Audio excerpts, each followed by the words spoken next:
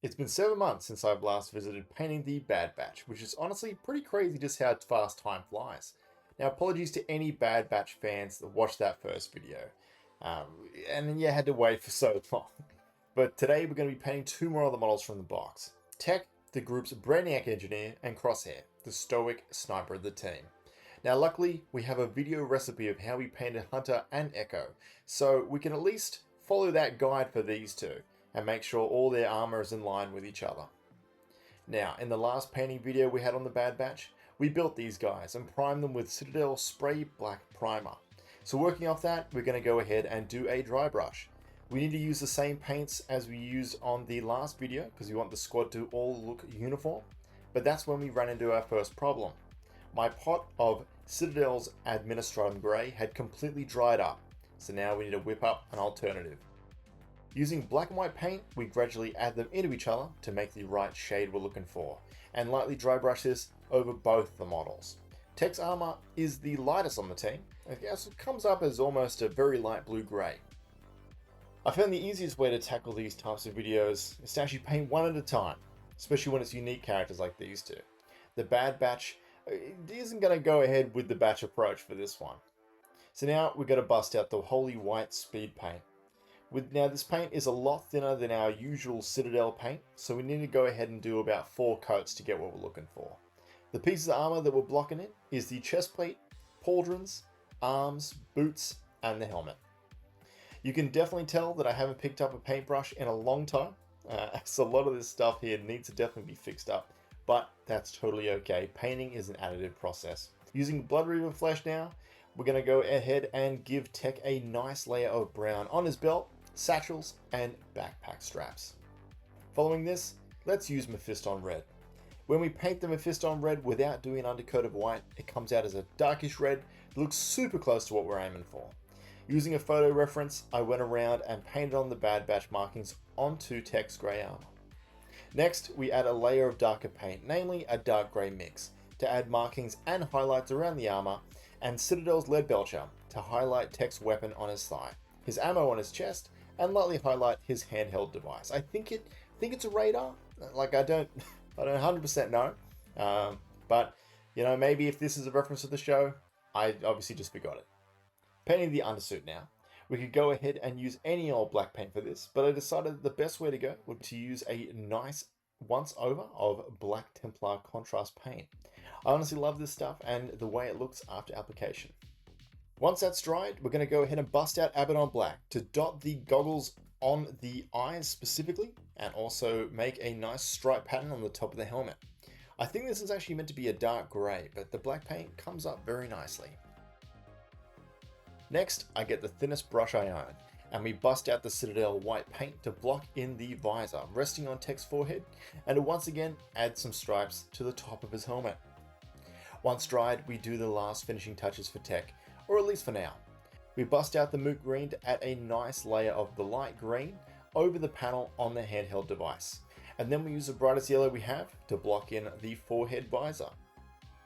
And now Tech is all done, let's move on to Crosshair. Let's cover Crosshair now. Already he has his base coat and a light dry brushing done from the previous steps, so we're already working on a great foundation. Now, one of the big decisions you got to make for Crosshair is what color scheme you're going to paint him. The darker shade armor with the green visor is from when he actually joins the Empire in Season 1. Now, I personally think that's actually a cooler design, but today we're going to go ahead with just his normal Bad Batch paint scheme. Busting out Abaddon Black, we are now going to paint the sides of his shoulder pauldrons and block in his visor. The dry brushing obviously lightened up the entire model, and we want to make sure these zones specifically are completely black. Next, we bust out the Blood Reaver Flesh Brown.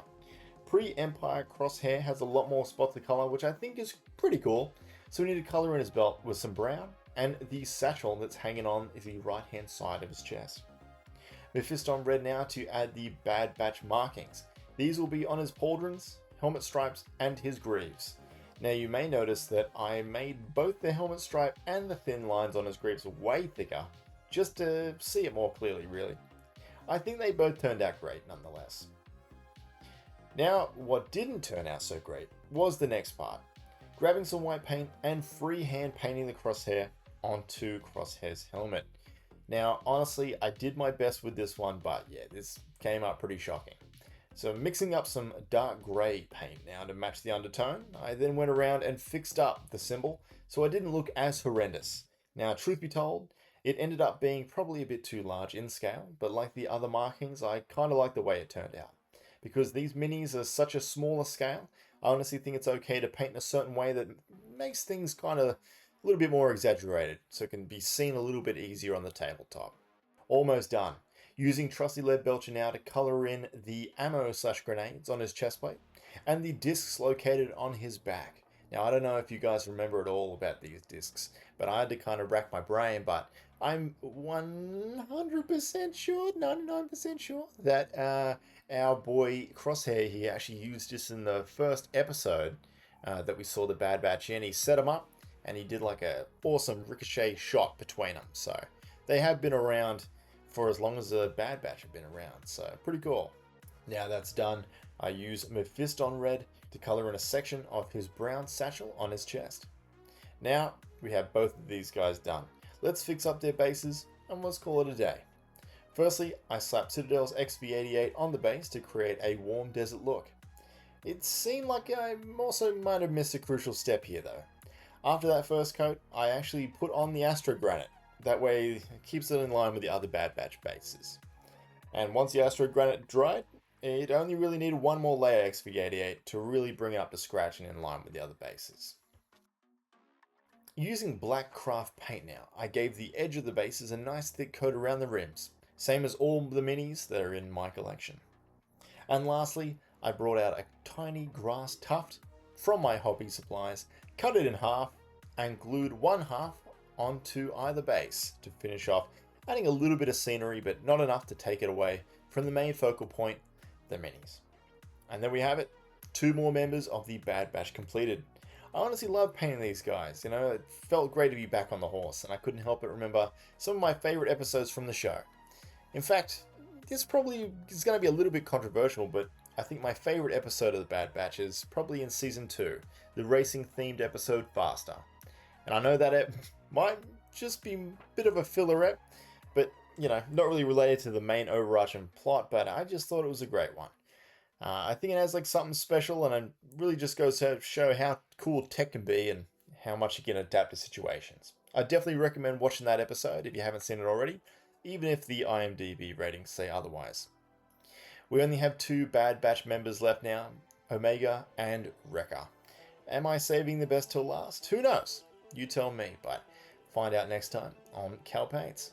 Now, I will say I'm not 100% looking forward to painting Omega, since painting characters covered in armor usually is a lot simpler instead of characters that have like a bare face, but that's the only way we're going to get better. Thank you very much for watching, and I hope to see you in the next one. Bye bye.